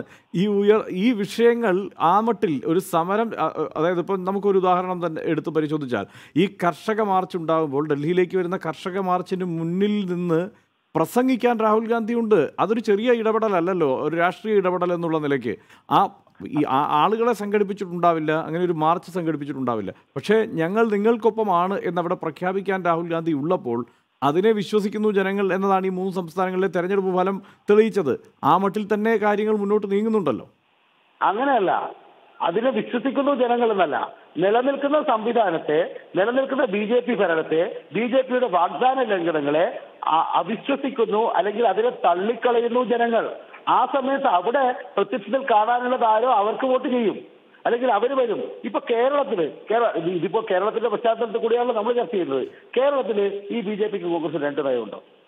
ഏതെങ്കിലും ഘട്ടത്തിൽ, ഏതെങ്കിലും തരത്തിൽ, ഏതെങ്കിലും വിഷയത്തിൽ ഇവർ രണ്ടുപേരും 2 തരത്തിലുള്ള സമീപനം സ്വീകരിച്ചായിട്ട് നമുക്കറിയോ? അപ്പൊ ഇവിടെ വരെ ഒന്നാണ്. അതാണ് ഞാൻ പറഞ്ഞത്, അടിസ്ഥാനപരമായി ഇവരുടെ സാമ്പത്തിക നയങ്ങൾ ഒന്നാണ്. എന്നാൽ BJP എന്ന വിപത്ത്, അതിനെ നയിക്കുന്നത് RSS ആണ്. ആ RSS നയിക്കുന്ന BJP എന്ന് പറയുന്നത് ഇന്ത്യ രാജ്യത്തെ ഫാസിസത്തിലേക്ക് കൊണ്ടുപോകാൻ തയ്യാറെടുത്ത് നിൽക്കുന്ന, ആഗ്രഹിക്കുന്ന സംഘമാണ്. അങ്ങനെ വരുമ്പോൾ അവർക്ക് ഈ പിന്നെ മറ്റു പ്രശ്നങ്ങളില്ല. അവർ വൈകാരികമായി അതത് ഘട്ടത്തിൽ ജനങ്ങളെ അല്ലെങ്കിൽ അവർക്ക് ആകർഷിക്കാൻ പറ്റുന്ന ജനങ്ങളെ വൈകാരികമായി ഉത്തേജിപ്പിക്കുകയും അതിനനുസരിച്ച് അവരുടെ പ്രവർത്തനങ്ങളെ തിരിച്ചുവിടുകയും ചെയ്യുന്ന രാഷ്ട്രീയമാണ് അവർ നടത്തുന്നത്, അല്ലെങ്കിൽ അവർ മുന്നോട്ട് വെക്കുന്നത്. ആ രാഷ്ട്രീയത്തിന് അനുരോധമായ സമീപനം കോൺഗ്രസ് സ്വീകരിക്കുമ്പോൾ സ്വാഭാവികമായും നമ്മൾ ചർച്ച ചെയ്യേണ്ടത് എന്താണ് പോംവഴി, എങ്ങനെയാണ്. വ്യക്തമാണ്. ശ്രീമതി ഷാനിമോൾ ഉസ്മാൻ, എന്തായാലും കോൺഗ്രസ് ഇതുവരെ സ്വീകരിച്ചിരിക്കുന്ന സമീപനത്തെ, അതല്ലെങ്കിൽ ഈ തെരഞ്ഞെടുപ്പിനെ നേരിടാൻ കരുതി വച്ചിരിക്കുന്ന കാര്യങ്ങളെ വിലയിരുത്തുമ്പോൾ നമുക്ക് മുന്നിൽ ഈ പറഞ്ഞ മധ്യപ്രദേശും രാജസ്ഥാനും ഛത്തീസ്ഗഡും, വേണമെങ്കിൽ കർണാടകവും പിന്നെ ഗുജറാത്തും, ഇത്രയുമാണ് നമുക്ക് മുന്നിലുള്ളത്. അതിൻ്റെ സ്വഭാവം എന്നത് ഏതാണ്ട് ഒരേ മട്ടിലുള്ള ഇടപെടൽ ആണ് എന്നതാണ്. അതായത് ഹിന്ദുത്വ BJP സ്വീകരിക്കുന്നെങ്കിൽ അത് മുദ്രാവാക്യമായി മുന്നോട്ട് വയ്ക്കുന്നെങ്കിൽ ആ മൃദു ഹിന്ദുത്വം എങ്ങനെയാണ് മുന്നോട്ട് വയ്ക്കാൻ കഴിയുക എന്നത് ഗുജറാത്ത് തെരഞ്ഞെടുപ്പ് മുതൽ ഇങ്ങോട്ട് നമുക്ക് മുന്നിൽ കാണിച്ചു തരുന്നുണ്ട് രാഹുൽ ഗാന്ധി അടക്കമുള്ളവർ. അപ്പോൾ സ്വാഭാവികമായും ഈ തന്ത്രങ്ങളുടെ ഏറ്റുമുട്ടൽ, ഏതാണ്ട് സമാന സ്വഭാവമുള്ള തന്ത്രങ്ങളുടെ ഏറ്റുമുട്ടലാകുമോ വരുന്ന തെരഞ്ഞെടുപ്പ് 3 മാസങ്ങൾക്കപ്പുറം? ഞാൻ അതിലേക്ക് കടക്കുന്നതിന് മുമ്പ് ശ്രീ PM മനോജ് പറഞ്ഞ 1-2 കാര്യങ്ങൾ സത്യത്തിൽ ഞാൻ ഇന്ത്യയിലെ പൊതുരാഷ്ട്രീയം ചർച്ച ചെയ്ത് 2019 തെരഞ്ഞെടുപ്പിലേക്ക് ഉള്ള ഒരു കാലഘട്ടത്തെക്കുറിച്ചൊക്കെ പറയാനാണ് സത്യത്തിൽ ഞാൻ ആഗ്രഹിച്ചിരുന്നത്. പക്ഷേ അദ്ദേഹം ചില കാര്യങ്ങൾ ഓർമ്മിപ്പിക്കുകയാണ്. കാരണം കോൺഗ്രസിൻ്റെ നയങ്ങളൊക്കെ തെറ്റുകളുണ്ടെങ്കിൽ കോൺഗ്രസ് തിരുത്തുമല്ലോ. കോൺഗ്രസിന് ഒരുപാട് തെറ്റുകൾ വന്നിട്ടുള്ള ഒരു രാഷ്ട്രീയ പ്രസ്ഥാനം തന്നെയാണ്. ആ തെറ്റുകൾ ഒന്നൊന്നായിട്ട് തിരുത്തി ഇന്ത്യയിൽ ജയിച്ചു വരിക എന്നുള്ളത് തന്നെയാണ് കോൺഗ്രസിൻ്റെ ലക്ഷ്യം. ഈ പറയുന്ന വ്യക്തമായ സാമ്പത്തിക നയവും വ്യക്തമായ എല്ലാ രാഷ്ട്രീയ നയവും സ്വീകരിച്ചിരിക്കുന്ന CPM-ന് ഇന്ത്യയിൽ 3 സംസ്ഥാനങ്ങളാണ് ഉണ്ടായിരുന്നത്. 33 കൊല്ലം ഭരിച്ചിട്ട് പശ്ചിമ ബംഗാൾ ഇന്നവിടെ ഉപ്പ് വെച്ച കലം പോലെയാക്കി മാറ്റിയത് CPM-ആണ്. CPM-ന്റെ ഒരു യൂണിറ്റ് പോലും ഇല്ലാത്ത അവസ്ഥയിലാക്കിയില്ലേ പശ്ചിമ ബംഗാളിൽ. ത്രിപുരയിൽ ഉണ്ടായിരുന്ന ഭരണം എന്തുകൊണ്ട് പോയി? അപ്പോൾ ഇതൊക്കെ മാറ്റി വെച്ചിട്ട് കേരളത്തിലെ ഒരു 4 വോട്ടിന് വേണ്ടിയിട്ട് ഇന്ത്യൻ രാഷ്ട്രീയത്തെ തിരിച്ചു മറിക്കുന്ന CPM-ന്റെ നിലപാടുകൾ ആദ്യം അതവിടെ മാറ്റിവെക്കി. CPM ഓരോ ഘട്ടത്തിലും എടുത്തിരിക്കുന്ന നിലപാടുകൾ എന്താ? കോൺഗ്രസിന് അനുകൂലമായിട്ടുള്ള നിലപാടെടുക്കണമെന്ന് നിങ്ങളുടെ പാർട്ടിയുടെ അഖിലേന്ത്യാ സെക്രട്ടറി ആയിട്ടുള്ള ശ്രീ സീതാറാം യെച്ചൂരി പറയുമ്പോൾ രാജ്യത്തെ വർഗീയതയെ ചെറുത്തു തോൽപ്പിക്കണമെങ്കിൽ കോൺഗ്രസിനെ മുൻനിർത്തിയാണ് മുന്നോട്ട് പോകേണ്ടത് എന്ന് പറയുമ്പോൾ അത് കരട് രേഖയിൽ നിങ്ങളുടെ ഹൈദരാബാദിൽ പോലും ചർച്ച ചെയ്തല്ലേ മിസ്റ്റർ PM മനോജ്? ആ ചർച്ച നടത്തിയിട്ട് അതൊന്നുമല്ല ഞങ്ങൾ തന്നെയാണ് മുന്നിൽ എന്ന് പറഞ്ഞുകൊണ്ട് ശ്രീ പിണറായി വിജയനും കോടിയേരി ബാലകൃഷ്ണനും കൊണ്ടുവന്ന രാഷ്ട്രീയ നിലപാട്, അതിൻ്റെ ഫലമായിട്ടല്ലേ രാജസ്ഥാനിലടക്കം നിങ്ങൾ എത്ര സീറ്റിൽ മത്സരിച്ചു? 2 സീറ്റിൽ നിങ്ങൾ ജയിച്ചു. പക്ഷേ എത്ര സീറ്റിൽ നിങ്ങൾ BJP-യെ പരോക്ഷമായി സഹായിച്ചു എന്നുള്ളത് നിങ്ങൾ ആലോചിക്കണം. അപ്പോൾ ഇന്ത്യയിലെ വിവിധ സംസ്ഥാനങ്ങളിലെ രാഷ്ട്രീയം പറയുമ്പോൾ വളരെ വേദനയുണ്ട് ഇത് പറയുന്നതിൽ. നിങ്ങൾക്ക് പൊതുവായി പറയാനുള്ള ഇടമില്ല എന്നുള്ള വസ്തുത മനസ്സിലാക്കിക്കൊണ്ട് വേണം. ഇന്ത്യയിലെ ഏതെങ്കിലും പ്രാദേശിക പത്രങ്ങളിലോ അല്ലെങ്കിൽ ഏതെങ്കിലും ഈ തെരഞ്ഞെടുപ്പുകൾ, കഴിഞ്ഞ ഈ സെമി ഫൈനൽ എന്ന് നമ്മളൊക്കെ വിശേഷിപ്പിച്ച തെരഞ്ഞെടുപ്പുകൾ വിലയിരുത്തിയപ്പോൾ അതിൻ്റെ 12-ാം തീയതി, കഴിഞ്ഞ 12-ാം തീയതി ഈ PM മനോജിൻ്റെ ദേശാഭിമാനി പത്രത്തിലൊന്ന് വായിച്ചു നോക്കിയേ. അതിൽ രാജ്യത്ത് വന്നിട്ടുള്ള മാറ്റങ്ങളെക്കുറിച്ച് പറയുന്നുണ്ട്. രാജസ്ഥാനിലും അതുപോലെ മധ്യപ്രദേശിലും ഛത്തീസ്ഗഡിലും വന്നിട്ടുള്ള രാഷ്ട്രീയ മാറ്റത്തെ സംബന്ധിച്ച്. പക്ഷെ പകരം വന്നതാരാണെന്ന് പറയുന്നില്ല. കാരണം കോൺഗ്രസ് ഒന്ന് പറയേണ്ടി വരും, ഒരു സത്യം അവിടെ എഴുതേണ്ടി വരും. ഇപ്പോൾ പറയുന്നുണ്ടല്ലോ തൊഴിലാളി സംഘടനകൾ അല്ലെങ്കിൽ കാർഷിക മേഖലയിലുള്ള അഗ്രേറിയൻ മൂവ്മെൻറ്റ് മുഴുവൻ ഞങ്ങളാണ് നയിച്ചതെന്ന് പറയുന്നത്. പഞ്ചാബിൽ, അതുപോലെ തന്നെ കർണാടകയിൽ, ഗുജറാത്തിൽ, അതുപോലെ തന്നെ ഛത്തീസ്ഗഡിലും മധ്യപ്രദേശിലും ഒക്കെ ഞങ്ങളാണ് നയിച്ചതെന്ന് പറഞ്ഞ് നിങ്ങൾ വന്നു കഴിഞ്ഞാൽ ഈ രാജ്യത്തിൻ്റെ ചരിത്രം അറിയുന്നവർക്കും CPM-ന്റെ ചരിത്രം അറിയുന്നവർക്കും ഇത് കേട്ടുകൊണ്ട് നിങ്ങളെ നോക്കി മുഖത്ത് നോക്കി സഹതപിക്കാൻ മാത്രമേ കഴിയുള്ളൂ എന്നുള്ളത് ഒന്ന് മനസ്സിലാക്കണം. നിങ്ങൾ യഥാർത്ഥത്തിൽ നിങ്ങളുടെ രജിസ്ട്രേഷൻ പോകാതിരിക്കുന്നതിന് വേണ്ടിയിട്ട് നിങ്ങൾ ഈ തെരഞ്ഞെടുപ്പിൽ മത്സരിക്കുന്നു എന്നുള്ളതൊന്ന് മാറ്റിവെച്ചുകൊണ്ട് രാജ്യത്തിൻ്റെ പൊതുവായ രാഷ്ട്രീയം എടുത്തുകൊണ്ട് രാജ്യത്ത് മതേതര സ്വഭാവമുള്ള ഒരു ഗവൺമെൻറ് വരണമെങ്കിൽ പകരം നിങ്ങൾക്ക് കൊണ്ടുവരാൻ കഴിയില്ല എന്നുള്ളത് യാഥാർത്ഥ്യം മനസ്സിലാക്കിക്കൊണ്ട് ഈ തെരഞ്ഞെടുപ്പിനെങ്കിലും ഒന്ന് നേരിടാൻ നിങ്ങൾ തയ്യാറാവണം. കേരളത്തിന്റെ സാഹചര്യത്തിൽ തീർച്ചയായും ഈ നിലപാടുകൾ ഈ മട്ടിൽ തന്നെയായിരിക്കും നിങ്ങൾ പറഞ്ഞു പോവുക. പക്ഷേ ദേശീയ തലത്തിലുള്ള കാര്യങ്ങളിലേക്ക് വരുമ്പോൾ അതൊരു ആരോപണ സ്വഭാവത്തിൽ തന്നെ ഉന്നയിക്കാതിരിക്കാനും കഴിയില്ല. ഒരു തെരഞ്ഞെടുപ്പിനെ 5 വർഷം മുൻപേ തന്നെ ആ തെരഞ്ഞെടുപ്പിന് വേണ്ടിയിട്ടുള്ള ഒരു തയ്യാറെടുപ്പ് എന്ന മട്ടിൽ കോൺഗ്രസ് ഒരു തയ്യാറെടുപ്പും നടത്തിയിട്ടില്ല. അതുകൊണ്ട് തന്നെയാണ് ഈ കാർഷിക പ്രക്ഷോഭങ്ങളുടെ കാര്യം തന്നെ എടുത്താൽ രാഹുൽ ഗാന്ധിയുടെ ഇടപെടലോ അദ്ദേഹത്തിന്റെ പിന്തുണയോ ആ വിഷയത്തിൽ ഉണ്ടായിട്ടുണ്ട് എന്നത് വാസ്തവമാണ്. പക്ഷേ ആ പ്രക്ഷോഭങ്ങളെല്ലാം ഉയർത്തിക്കൊണ്ടുവന്നത് കോൺഗ്രസ് ആണ് എന്ന വാദം പക്ഷേ നിലനിൽക്കില്ല. ഇപ്പോൾ മഹാരാഷ്ട്രയിലായിക്കോട്ടെ, രാജസ്ഥാനിലായിക്കോട്ടെ, ആ പ്രക്ഷോഭങ്ങളെല്ലാം കർണാടകത്തിലായിക്കോട്ടെ, ആ പ്രക്ഷോഭങ്ങൾ ഉയർത്തിക്കൊണ്ടുവന്നത് ആദ്യം അവിടുത്തെ സാധാരണ കർഷകരാണ്, പിന്നീട് ഇടപെട്ടത് ഈ കിസാൻ സഭയൊക്കെയാണ് എന്നതാണ് നമ്മുടെ അറിവ്. അർച്ചൻ, ഞാനൊന്ന് ചോദിക്കട്ടെ, ഈ മധ്യപ്രദേശിലെ മൻസോറിൽ 5 കർഷകരെ വെടിവെച്ചപ്പോൾ അതുമായി ബന്ധപ്പെട്ടാണ് അവിടുത്തെ കാർഷിക പ്രക്ഷോഭങ്ങൾ തുടങ്ങുന്നത്. അവിടെയൊക്കെ CPM-ന്റെ നേതൃത്വത്തിലുള്ള പാർട്ടിയാണ് അല്ലെങ്കിൽ സഭകളാണ് അവിടെ ഇറങ്ങിയതെന്നൊക്കെ പറഞ്ഞ് വിശ്വസിക്കാൻ ബുദ്ധിമുട്ടുണ്ട്. ഇവിടെ കോൺഗ്രസ് ആ സമരത്തെ നയിക്കാനില്ലായിരുന്നു ശ്രീമതി ഷാനിമോൾ ഉസ്മാൻ, അതുകൂടി സമ്മതിക്കണം. മൻസൂറും കോൺഗ്രസ് അത് നയിക്കാനില്ലായിരുന്നു. കോൺഗ്രസ് ഈ വിഷയങ്ങൾ എടുത്തിട്ടുള്ള കോൺഗ്രസിന്റെ നയങ്ങളെയാണല്ലോ ഈ തള്ളിപ്പറയുന്നത്. കോൺഗ്രസിന്റെ കാർഷിക നയം, കോൺഗ്രസിന്റെ സാമ്പത്തിക നയം, കോൺഗ്രസിന്റെ വിദേശ നയം, അതൊക്കെയാണല്ലോ ഇവർ ചോദ്യം ചെയ്തത്. ഞാൻ പറഞ്ഞില്ലേ, ഈ ദേശീയ രാഷ്ട്രീയത്തിൽ 2019 തെരഞ്ഞെടുപ്പിൽ ഒരു പ്രസക്തിയില്ലാത്ത ഒരു രാഷ്ട്രീയ പ്രസ്ഥാനമായി CPM മാറിയിരിക്കുന്നു. താങ്കൾ ചോദിച്ച മറ്റൊരു കാര്യത്തിനും കൂടി എനിക്കൊരു ചെറിയ മറുപടി പറയേണ്ടതായിട്ടുണ്ട്. താങ്കൾ 2-3 തവണ പറഞ്ഞു റിസർവ് ബാങ്കിന്റെ ഈ കരുതൽ ധനം ഇങ്ങ് കൊടുത്തു കഴിഞ്ഞാൽ കർഷകർക്ക് വേണ്ടി ഒരുപാട് കാര്യങ്ങൾ ഈ ഗവൺമെന്റ് അങ്ങ് ചെയ്യും. അപ്പോൾ ഈ കഴിഞ്ഞ എന്റെ കയ്യിലിരിക്കുന്നത് ഞാനത് ചെയ്യുമെന്നല്ല പറഞ്ഞത്, അതൊക്കെയാണ് കേന്ദ്ര സർക്കാരിന്റെ ഇനി വരുന്ന 3 മാസക്കാലത്തേക്കുള്ള പദ്ധതികളെന്ന് സൂചിപ്പിക്കുക കാര്യങ്ങളല്ലേ. രാഷ്ട്രപതി 29/1/2018 നടത്തിയിട്ടുള്ള നയപ്രഖ്യാപനം എന്റെ കയ്യിലിരിക്കുകയാണ്. അവിടെ പറഞ്ഞ് പുതിയ ഇന്ത്യക്ക് 2018 നിർണായകമാണ് എന്ന് തുടങ്ങിക്കൊണ്ട് അദ്ദേഹം പറഞ്ഞിരുന്ന കാര്യങ്ങൾ ഒന്നൊന്നായി 2018 അതിവിടെ നടപ്പിലാക്കാൻ പോകുന്ന കാര്യങ്ങളെ കുറിച്ച് പറഞ്ഞു.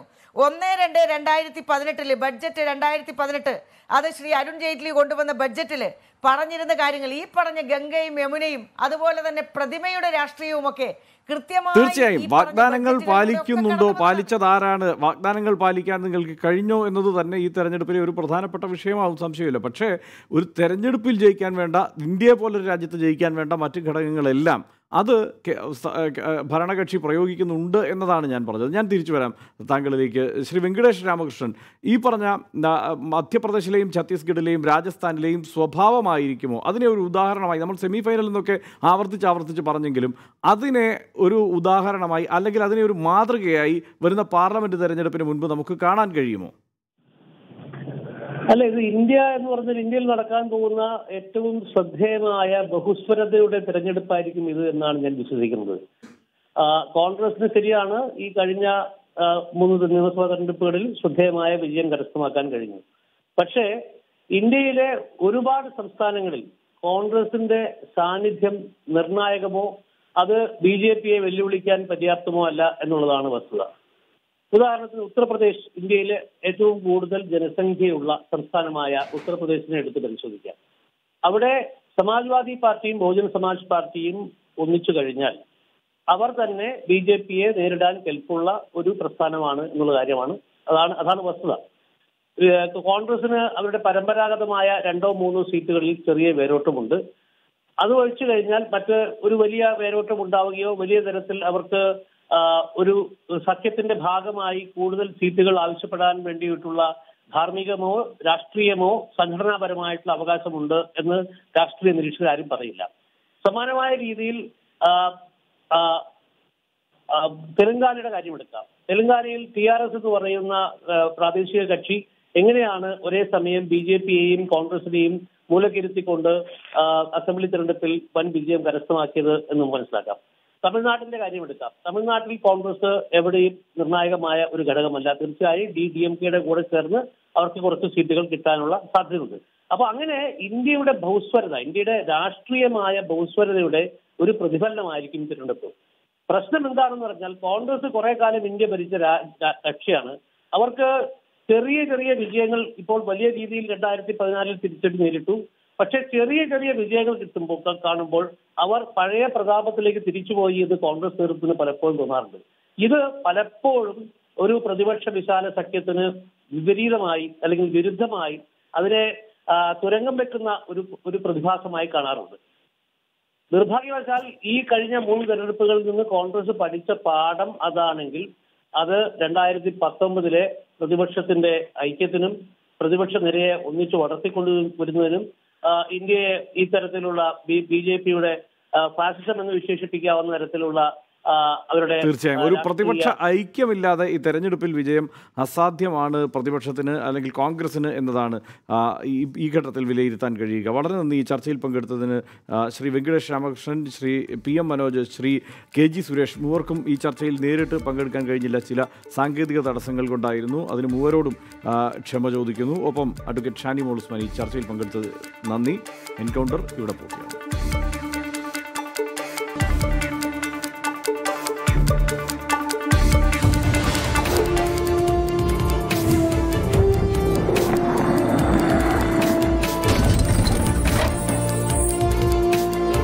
You are watching 24 from News Headquarters, Kochi.